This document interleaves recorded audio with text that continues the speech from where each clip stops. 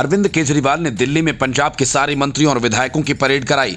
Party चाहे जो वजह बताए, लेकिन इरादा विधायकों की विश्वसनीयता को परखने के साथ इस बात का संदेश देना था कि केजरीवाल खुद हारने के बावजूद सबके बॉस हैं और पंजाब सरकार के सुपर बॉस।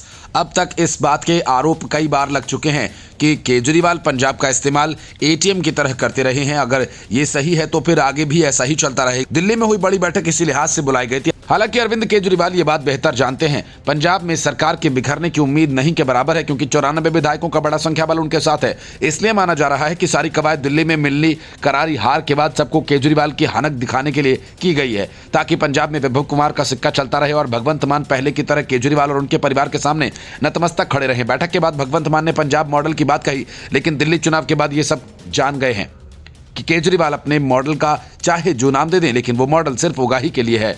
केजरीवाल पहले की तरह पंजाब के सुपर सीएम बने रहेंगे और विभव कुमार पंजाब के पहले की तरह सबकी निगरानी करता रहेगा। हद तो यह है कि केजरीवाल ने विभव कुमार को Z+ सुरक्षा दिलवाई।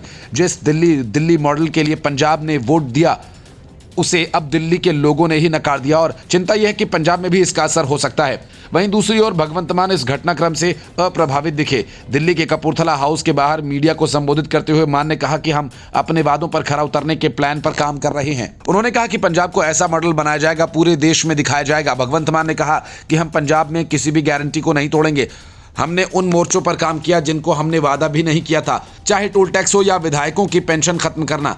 यहां तक कि उनके अपने मंत्री भी कहते हैं कि दिल्ली की हार के बाद चुनावी वादों को पूरा करना अहम होगा।